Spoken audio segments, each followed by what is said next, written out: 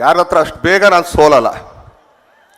ತುಂಬ ಕ್ಯಾಲ್ಕುಲೇಟ್ ಮಾಡ್ತೀನಿ ನಾನು. ಆ್ಯಕ್ಚುಲಿ ಒಳಗಡೆ ಬರ್ತಾ ಬೇಡಪ್ಪ ನೀವು ಅಲ್ಲೇ ಇರಿ, ನಾವೆಲ್ಲೇ ಇರ್ತೀವಿ, ಬೇಡವೇ ಬೇಡ. ಯಾಕೆಂದರೆ ಆಗಲ್ವಲ್ಲ.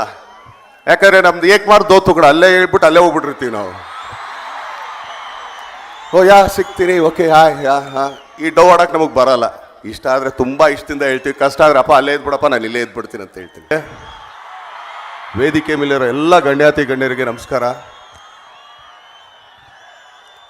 ಮೊದಲನೇದಾಗಿ ಹಂಪಿ ಉತ್ಸವ, ಎಲ್ರಿಗೂ ಹಂಪಿ ಉತ್ಸವದ ಶುಭಾಶಯಗಳು ಹೇಳ್ತೀನಿ. ಏನಕ್ಕೆ ಅಂದರೆ 2018ರಲ್ಲಿ ಬಂದಿದ್ದಿದ್ದು ಇಲ್ಲಿಗೆ, ಹೌದೋ ಅಲ್ಲೋ? ಈಗ 24ಕ್ಕೆ ಬಂದಿದ್ದೀವಿ, 5 ವರ್ಷ ಆದಮೇಲೆ. ಸೊ ಆದ್ರೂ ಖುಷಿ ಆಗುತ್ತೆ, ಯಾಕಂದರೆ ಅವತ್ತು ಬಂದು ನೋಡೋದಕ್ಕೂ ಇವತ್ತು ನೋಡೋದಕ್ಕೂ ತುಂಬ ವ್ಯತ್ಯಾಸ ಇದೆ. ಏನಕ್ಕೆ ಅಂತಂದರೆ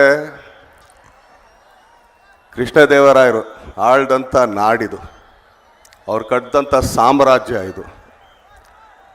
ಈ ಸಾಮ್ರಾಜ್ಯದಲ್ಲಿ ಎಲ್ಲ ಏನೇನು ನಡೆದಿದೆ ಅಂತ ನಿಮಗೂ ತುಂಬ ಚೆನ್ನಾಗಿ ಗೊತ್ತು. ಆದರೆ ನಾವು ಇವತ್ತಿಗೂ ನೆನೆಸ್ಕೊಳ್ತೀವಿ. ಯಾಕಂದರೆ ನಾನೊಂದು 3 ಹೆಸರು ಹೇಳೋಕ್ಕೆ ಇಷ್ಟಪಡ್ತೀನಿ. ಯಾಕಂದರೆ ಅದೊಂದು ಈ ಪಾಸಿಟಿವ್ ವೈಬ್ಸ್ ಅಂತ ಹೇಳ್ತಾರಲ್ಲ, ಆ ಥರ ಅವರೆಲ್ಲ ಈ ನಾಡಿಗೋಸ್ಕರ ದುಡ್ದಂಥವ್ರು, ಶ್ರಮಿಸಂಥವ್ರು, ಮಡ್ದಂಥವ್ರು. ಅದು ಕೃಷ್ಣದೇವರಾಯರಾಗಿರ್ಬೋದು, ಸಂಗೊಳ್ಳಿ ರಾಯಣ್ಣವರಾಗಿರ್ಬೋದು, ಇಲ್ಲ ಅಂತಂದರೆ ಮದಕರಿ ನಾಯಕನೂ ಆಗಿರ್ಬೋದು.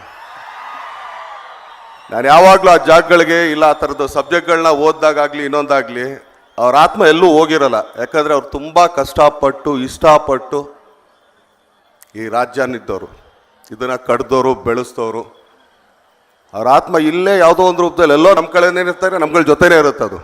ಯಾಕಂದರೆ ಅವತ್ತೆಲ್ಲ ನಾವು ಮಾಡಿದ್ವಪ್ಪ ಎಲ್ಲ ಹೆಂಗಿದ್ದಾರೆ, ಚೆನ್ನಾಗಿದ್ದಾರೆ ಅಂತ. ಅದೇ ಥರ ಇವತ್ತು ನೀವುಗಳು ಇಷ್ಟು ಜನ ಸೇರಿದ್ದೀರ, ಅದು ಕೂಡ ಅದರಿಂದನೇ, ಆ ಒಂದು ಪ್ರೀತಿಯಿಂದನೇ. ಯಾಕಂದರೆ ಪ್ರತಿಯೊಂದು ಊರಲ್ಲೂ ಕೂಡ, ಈಗ ಹಂಪಿ ಆಗಿರ್ಬೋದು, ಮೈಸೂರು ಆಗಿರ್ಬೋದು, ಖಂಡಿತ ಒಂದಲ್ಲ ಒಂದು ಈ ಥರ ಸಡಗರ ಸಂಭ್ರಮ ನಡೀತಾನೆ ಇರುತ್ತೆ.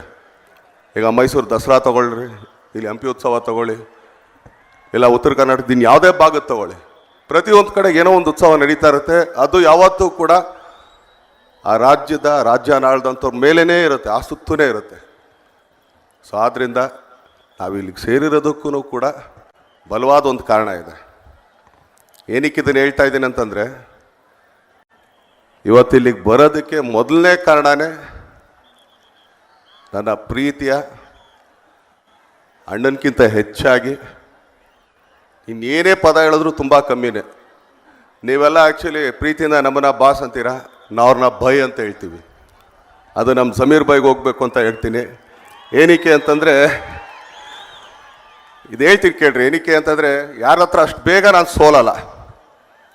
ತುಂಬ ಕ್ಯಾಲ್ಕುಲೇಟ್ ಮಾಡ್ತೀನಿ ನಾನು. ಆ್ಯಕ್ಚುಲಿ ಒಳಗಡೆ ಬರ್ತಾ ಬೇಡಪ್ಪ ನೀವು ಅಲ್ಲೇ ಇರಿ, ನಾವೆಲ್ಲೇ ಇರ್ತೀವಿ, ಬೇಡವೇ ಬೇಡ. ಯಾಕೆಂದರೆ ಆಗಲ್ವಲ್ಲ. ಯಾಕಂದರೆ ನಮ್ದು ಏಕ್ ಮಾಡಿ ದೋತು ಕೂಡ ಅಲ್ಲೇ ಹೇಳ್ಬಿಟ್ಟು ಅಲ್ಲೇ ಹೋಗ್ಬಿಟ್ಟಿರ್ತೀವಿ ನಾವು. ಯಾ ಸಿಗ್ತೀನಿ, ಓಕೆ ಹಾಂ ಈ ಡೌ ಆಡೋಕೆ ನಮಗೆ ಬರಲ್ಲ. ಇಷ್ಟ ಆದರೆ ತುಂಬ ಇಷ್ಟದಿಂದ ಹೇಳ್ತೀವಿ, ಕಷ್ಟ ಆದರೆ ಅಪ್ಪ ಅಲ್ಲೇ ಇದ್ಬಿಡಪ್ಪ ನಾನು ಇಲ್ಲೇ ಇದ್ಬಿಡ್ತೀನಿ ಅಂತ ಹೇಳ್ತೀನಿ. ಏನಕ್ಕೆ ಅವ್ರ ಮೇಲೆ ಅಷ್ಟೊಂದು ಪ್ರೀತಿ ನಾನು ತೋರಿಸ್ತೀನಿ ಅಂತಂದರೆ, ಇವತ್ತವರೆಗೂ ಒಂದೇ ಒಂದು ದಿನ ತನಗೋಸ್ಕರ ಯಾವುದೇ ಕಾರಣಕ್ಕೂ ಯಾವುದೇ ಒಂದು ಫಂಕ್ಷನ್ಗೂ ಕರೆದಿಲ್ಲ ಅವರು. ಇದು ಹೇಳ್ಬೇಕು ನಾನು. ಆ್ಯಕ್ಚುಲಿ ಇವತ್ತು ಪಬ್ಲಿಕಲ್ಲಿ ಹೇಳ್ಬೇಕಿದ್ದೇನೆ.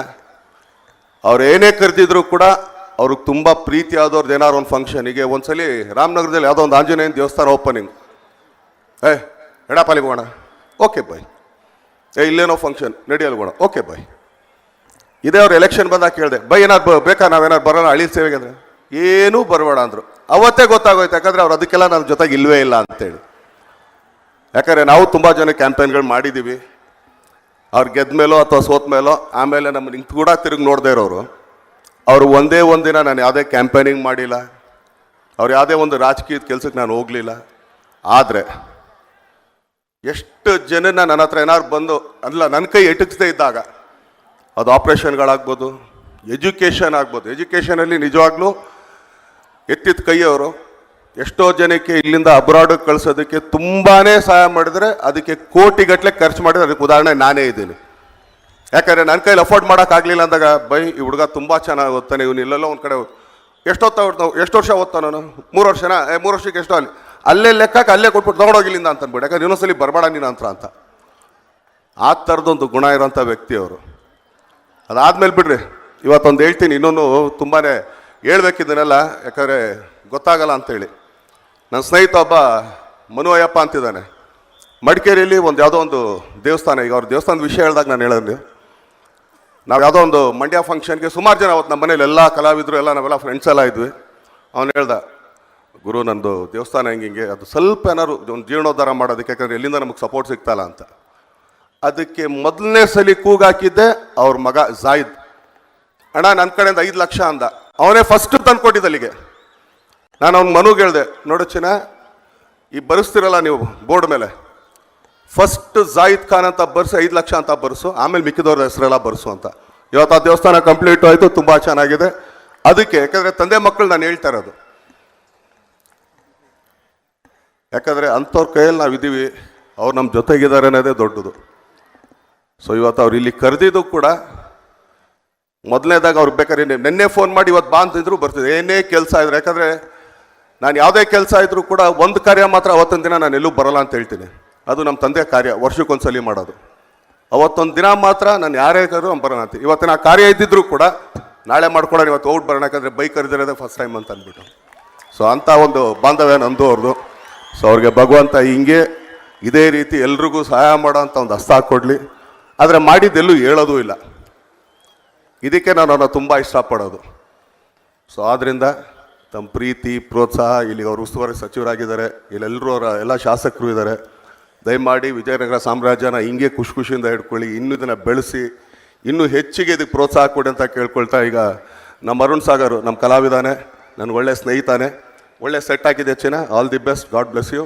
ಹಾಗೆ ಸಾಧು ಅವರಿದ್ದಾರೆ, ಹಾಗೆಯೇ ಇಲ್ಲಿ ನಮ್ಮ ಹೇಮಲತಾ ಅವ್ರ ಎಂಟೈರ್ ಟೀಮ್ ಇದೆ. ಆಮೇಲೆ ನಮ್ಮ ಜಗಪ್ಪ ಅವರು, ಆಮೇಲೆ ಇಲ್ಲಿ ಮಾ ಮೂರ್ತಿ ಚಿಕ್ಕದಾದ್ರೂ ಬಾಯಿ ಮಾತ್ರ ತುಂಬ ದೊಡ್ಡದಿದೆ ಮಾ.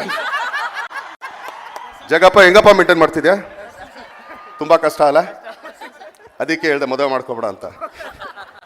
ಹಾಗೇನೆ ನಮ್ಮ ಅಲೋಕ್ ಅವರು ಇದ್ದಾರೆ, ತುಂಬ ಚೆನ್ನಾಗಿ ಸಾಂಗ್ ಆಡ್ತಾರೆ. ಏನಕ್ಕೆ ಅಂದರೆ ಇವತ್ತು ಅವ್ರು ಇದ್ದಾರೆ, ಅದಕ್ಕೋಸ್ಕರ ಹೇಳ್ಬೇಕಂತ. ಅವ್ರದ್ದೊಂದು ತುಂಬ ಒಳ್ಳೆ ಸಾಂಗ್ ಇದೆ ಆಲೋಕೆ ಅಂತ.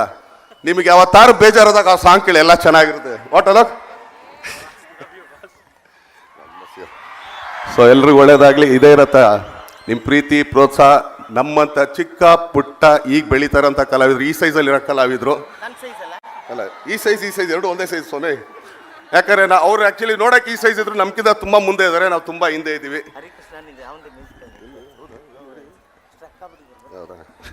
ನಮ್ಮ ಸಾಧು ಅವ್ರು ಆ್ಯಕ್ಚುಲಿ ಈಗ ಹೇಳಿದ್ರು, ನಮ್ಮ ಹರೀಶ್ ಸರ್ ಅವ್ರದ್ದೇ ಮ್ಯೂಸಿಕ್ ಅಂತ ಇವತ್ತು. ಸೊ ಎಲ್ಲರೂ ಮ್ಯೂಸಿಕ್ ಎಂಜಾಯ್ ಮಾಡಿರಿ. ಇದೇ ಥರ ವರ್ಷ ಇದೇ ಥರ ಉತ್ಸವಗಳು ನಡೀತಾ ಇರಲಿ.